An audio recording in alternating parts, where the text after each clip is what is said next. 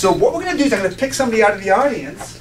I'm going to do a demonstration. Basically, what you're going to be doing is you're going to be placing your hand on the valves, and I'll show you how you can neurologically influence these valves so they become where they belong. So I want everyone to stand up for me, please. We're going to cross your arms, and I want to have you twist to the left and to the right. I want to see which person is restricted the most. Twist to the left and to the right. Oh, Kathy! You are very limited. I know you called me for a reason. You got it. You know, it's kind of, a lot of times people, what they do is, next week people are going to overindulge, right? So this might be a good time for you to check. You can do a muscle test, and I'll show you how we do it on a person, because you're going to do it on someone beside you. And then I'm going to explain how you do it on yourselves, because you want to, that's the whole idea of these workshops. So you can do it by yourself in case nobody's there and you feel like you need to influence your valves. You can do it with anybody muscle testing you. So the first thing we're going to do is we're going to get a strong muscle and push hard and go. Oh, try again? Okay, that's a problem. Actually, this is a good thing. Because you're going to be sorry you picked me. Yes, I'm very sorry. You can pick someone else, I don't mind. So this is actually good. After we correct Kathy's valve, if in fact she does have one open or closed, what do you think is going to happen to that weak muscle? It's going to become, it really will. It really will. I mean, this is kind of a good example.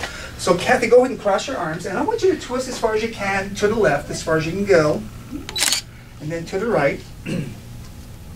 Which seems harder to go, to the left? Yes. Or to the right? Which is? Left. All bad. All bad. Good answer, yes. Side bone. So you have to start with a strong muscle. So I'm going to start with the left arm here. And you're going to push up toward the ceiling.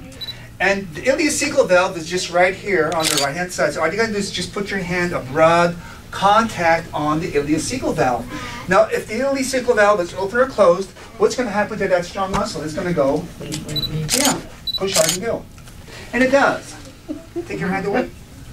Push hard and go. So it's probably open because the arm's weak. Now what we're going to do here is, I would just probably fix that right there on the spot, because I'm not really caring about it. This is the most important. But let's check if you had a valve of Houston open, and does that go weak or not? And go push, push, push, push. Okay. So I want you to, here's how you do this. You're going to put your hand on your neck. Right. Good catch.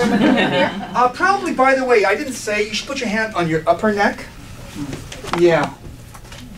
And then you put your hand on, by the way, on that little instruction sheet. Sometimes, it'll be rare. Sometimes if you check the person beside you, it doesn't show up. Flip the palm the other way around. It may show up that way. That's kind of rare. You'll probably see about 1% of that, or 5%. So you're going to put one hand on your neck and one hand on the valve. Right. And look how hard this is. Take a breath in and breathe out. Breathe in. Hard to blow this one, isn't it? What you're doing is you're gently correcting the upper neck malalignment, if there is any, and you're targeting the organ. Now you asked a good question, Barbara. If you have a hiatal hernia, you can actually target the hiatal hernia if you had one, and it'll guide it where it belongs. You can do it to any organ. But you got to keep your hand simultaneously on the upper neck, not the lower neck, but the upper neck. Keep breathing. I have a question. Yes.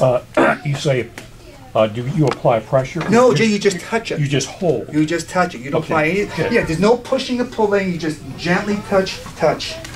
But you're breathing. Take, good breaths. And what you're doing is inadvertently you're correcting any kind of malalignment. It's not a forceful malalignment correction. But hey, Tim, you made it. Okay. Yes. Eddie's warming your seat up for you. Okay. Keep it. Okay. And did you breathe about 6 times? More than that. Okay, okay. You getting dizzy yet? No. Okay. Okay. You can take your hand away. So what we're going to do here is we're going to put your hand here. And now the arm, what happened the first time around? It went weak, right? Hold out your arm and push hard and go. Okay, so we've corrected it actually. I want you to cross your arms. Wasn't this arm strong? Yeah. It was this arm that was weak. Yeah. What's that? Well, no, No, it was but- strong yeah. when you touched. Right. Oh, okay, Right. got So it, we're gonna okay. check that at the end. Got it. Trying to trick me there, huh? Okay. No, it's awesome. Because at the end, we're gonna see if this arm actually gains strength or not. Do you think it will? Yes. We'll soon find out. Oh, this is really important. Cross your arms, because here's what we're going to do: is we did that triangle, we did the chemical, proving if we fix the chemical, the structure is going to get better too, right? Watch what happens. Twist as far as you can to the left. Wow. Does that seem easier? Yes.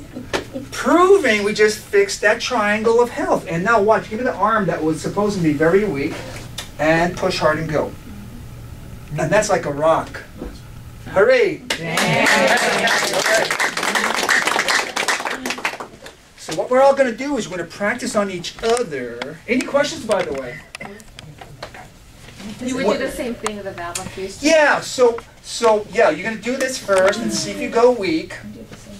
And then you're going to check the other valve and see if you go weak. Now, of course, you're going to do one valve at a time because you only have 2 hands. And so you do this and you breathe in and out. Doesn't matter which hand you're doing, and you just switch.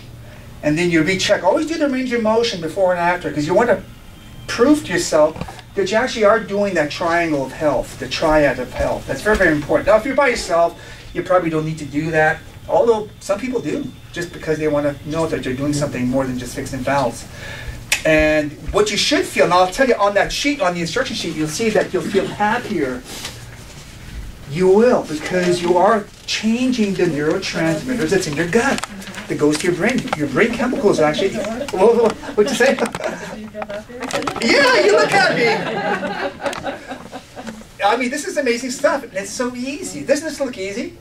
Yeah. Okay, so how about if we all stand up, find a partner. No,